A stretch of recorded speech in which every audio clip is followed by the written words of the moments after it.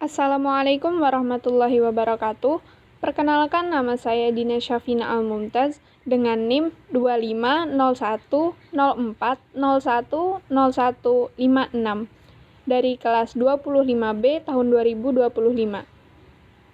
Video ini saya buat untuk memenuhi UTS mata kuliah Ilmu Dakwah dengan dosen Ibu Rizkiatul Hasanah SSOS MSOS.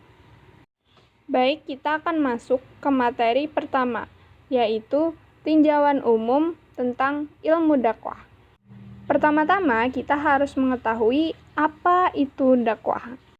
Dakwah berasal dari bahasa Arab, yaitu da'a yada'u da'watan, yang memiliki arti memanggil, menyeru, membujuk, atau mengundang. Sedangkan dalam konteks dakwah Islam, kata ini mengarah kepada seruan atau ajakan kepada umat manusia untuk mengikuti jalan yang benar dan ajaran Islam atau amar ma'ruf nahi mungkar. Adapun peran definisi dakwah dalam 3 pilar utama ajaran Islam, yaitu pertama, dakwah pada pilar akidah. Dakwah mencakup seruan untuk beriman kepada Allah dan mengimani apa yang dibawa oleh Rasulullah. Yang kedua, dakwah pada pilar syariat. Seruan dakwah untuk melaksanakan sholat, zakat, puasa, haji, dan lain sebagainya. Yang ketiga, dakwah pada pilar akhlak. Seruan untuk berakhlak mulia dan menjauhi kemungkaran. Selanjutnya, tentang fenomena dakwah. Fenomena dalam dakwah merujuk pada berbagai kejadian dan kondisi yang muncul dalam proses penyediaan dakwah. Dia mencerminkan perubahan sosial, adat, budaya, dan pastinya teknologi yang berkembang sekarang.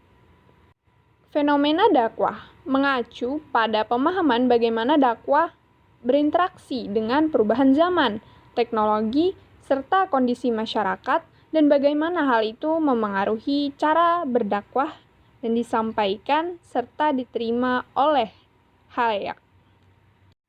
Selanjutnya, tinjauan sematik ilmu dakwah.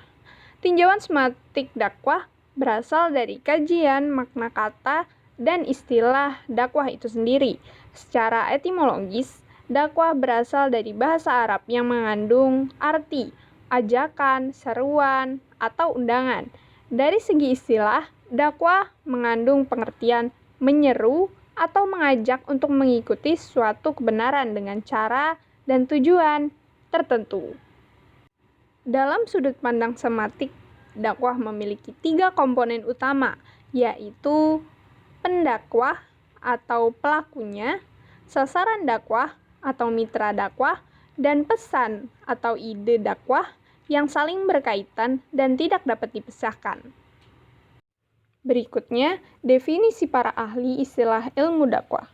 Pertama, menurut Syekh Muhammad Ar-Rawi, dakwah adalah pedoman hidup yang sempurna untuk manusia beserta ketetapan, hak, dan kewajiban.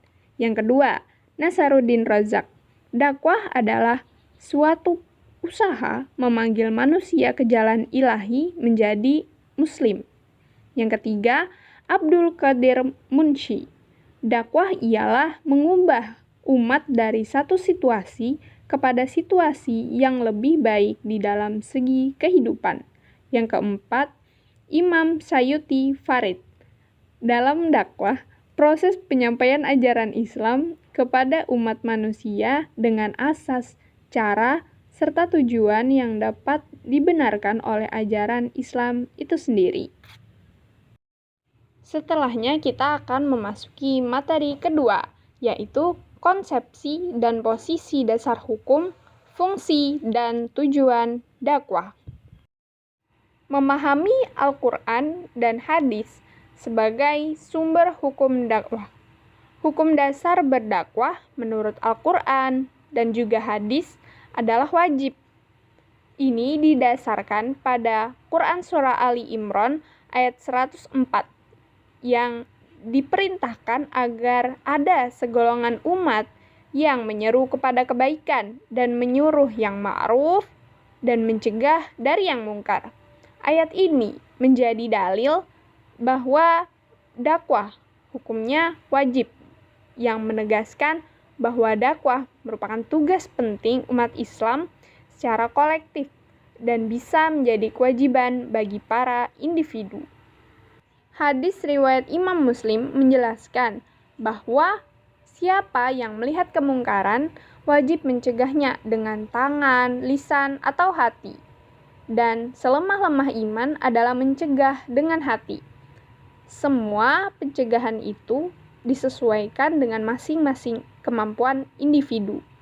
Hal ini menunjukkan bahwa dakwah amar ma'ruf nahi mungkar memiliki kedudukan hukum yang wajib dijalankan. Para ulama menjelaskan bahwa hukum berdakwah adalah fardu kifayah, yang mana harus ada yang mewakili dari umat muslim dakwah itu sendiri. Di wilayah yang sudah ada dakwah yang berjalan, artinya kewajiban ini gugur jika sudah ada yang melakukannya. Namun, bagi yang memiliki kemampuan dan kesempatan, dakwah adalah fardu ain, yaitu kewajiban bagi para individu. Dari sini muncullah pertanyaan, apa perbedaan fungsi dan tujuan dari dakwah? Banyak yang masih sulit membedakan antara fungsi dan tujuan berdakwah. Untuk memudahkan membedakan antara fungsi dan tujuan dakwah, misalnya, jika ada orang yang haus, maka dia akan minum air. Minum air adalah fungsi dari dakwah itu. Sementara hilangnya rasa haus adalah tujuannya. Berikutnya adalah penjelasan mengenai fungsi dan tujuan dakwah. Pertama, fungsi dakwah adalah mengajak manusia berbuat kebaikan, memperkuat iman, mengubah perilaku dari keburukan menjadi kebaikan, serta menjaga keberlangsungan ajaran Islam. Kedua, tujuan dakwah adalah mencapai kebahagiaan dunia dan akhirat dengan membimbing manusia ke jalan Allah melalui penyebaran Islam agar terwujud insan kamil. Selanjutnya, kita akan memasuki materi ketiga, yaitu proses dan unsur-unsur dakwah. Unsur-unsur dakwah dapat diibaratkan seperti badan manusia, yaitu yang pertama, dai, pelaku dakwah atau pendakwah. Dapat diibaratkan seperti kepala. Lalu yang kedua, mad'u atau objek dakwah atau penerima dakwah. Diibaratkan sebagai perut. Yang ketiga ada maddah atau materi dakwah. Diibaratkan seperti dada. Yang keempat, wasilah atau media sarana dakwah. Diibaratkan sebagai kaki. Yang kelima, thoriqoh atau metode dakwah. Diibaratkan sebagai tangan. Yang keenam, athar atau tujuan atau hasil dari dakwah. Itu diibaratkan seperti hasil kerja tubuh atau kekuatan. Selanjutnya adalah proses dakwah. Proses dakwah merupakan rangkaian tahapan dan metode yang dijalankan untuk menyampaikan ajaran Islam kepada umat agar mereka memahami dan mengamalkan Islam dalam kehidupan sehari-hari. Rasul juga memiliki proses atau tahapan dakwah.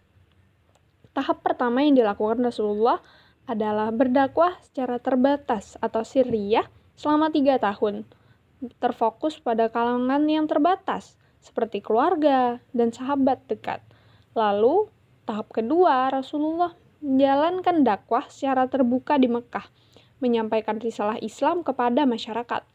Lalu tahap yang terakhir, Rasulullah mulai menyebarkan Islam dan berdakwah di luar Mekah, termasuk Madinah dengan cara yang lebih luas dan sistematis.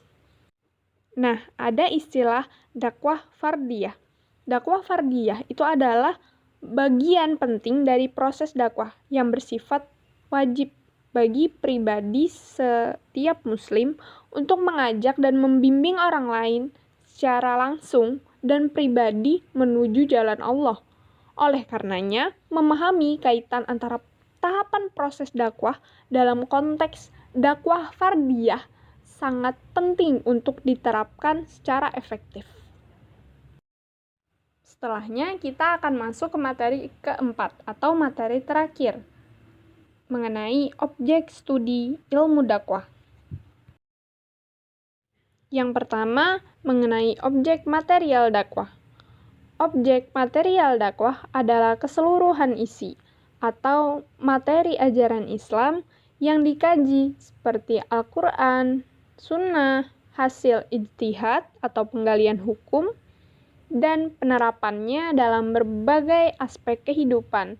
Contohnya, sholat, zakat, puasa, dan nilai-nilai sosial dalam Islam lainnya. Selanjutnya adalah mengenai objek formal dakwah. Objek formal ilmu dakwah ini adalah kajian aspek proses dakwah itu sendiri, yaitu kegiatan atau usaha manusia dalam mengajak umat agar kembali kepada fitrah sebagai hamba Allah dengan mengamalkan ajaran Islam secara menyeluruh atau kafah dalam kehidupan. Contohnya adalah bagaimana metode dakwah disusun dan dijalankan, bagaimana dakwah itu disampaikan, dan bagaimana penerimaan dakwah oleh umat, oleh masyarakat dalam konteks sosial dan kultural. Nah, sedangkan secara ringkas atau intinya, objek materi adalah apa yang dipelajari atau ajaran Islam dan penerapannya. Sedangkan objek formal itu adalah bagaimananya, bagaimana atau proses pengkajian dan penerapan dakwah itu sendiri.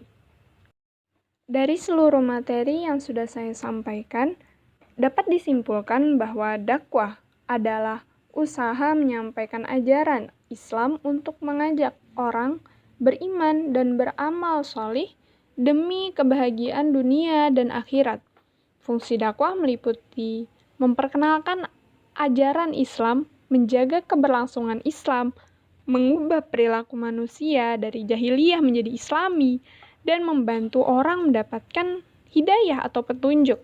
Sedangkan tujuan dakwah adalah menyelesaikan permasalahan umat, membentuk masyarakat yang Islami, membentuk insan kamil, serta mendorong manusia berpegang pada petunjuk Allah untuk keselamatan hidup di dunia dan di akhirat. Unsur-unsur dakwah terdiri dari da'i, mad'u, maddah, wasilah, thariqah, dan athar. Proses dakwah juga meliputi tahapan persiapan, penyampaian, penerimaan pesan, hingga perubahan perilaku. Objek ilmu dakwah terbagi atas dua, yaitu objek formal dan objek material. Objek material yaitu isi atau kandungan ajaran dakwah berupa Al-Quran, Sunnah, dan sebagainya. Sedangkan objek formal yaitu manusia sebagai subjek dakwah.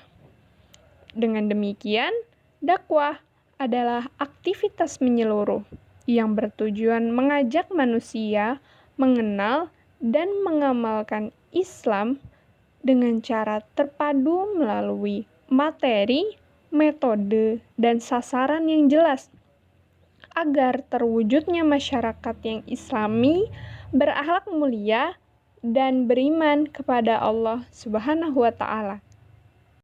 Baik, demikianlah materi yang dapat saya sampaikan. Semoga apa yang saya sampaikan dapat bermanfaat bagi kita semua. Jika ada yang baik, itu datang dari Allah Subhanahu wa Ta'ala. Jika ada yang kurang, itu dari diri saya pribadi. Mohon maaf atas segala kehilafan. Semoga Allah selalu membimbing kita ke jalan yang lurus. Dan mari kita jadikan ilmu dakwah ini sebagai bekal untuk kita dapat berdakwah secara efektif, baik di lingkungan yang kecil maupun di lingkup yang besar. Terima kasih atas perhatian dan kebersamaannya. Semoga Allah Subhanahu wa Ta'ala senantiasa membimbing langkah kita. Akhirul kalam, wassalamualaikum warahmatullahi wabarakatuh.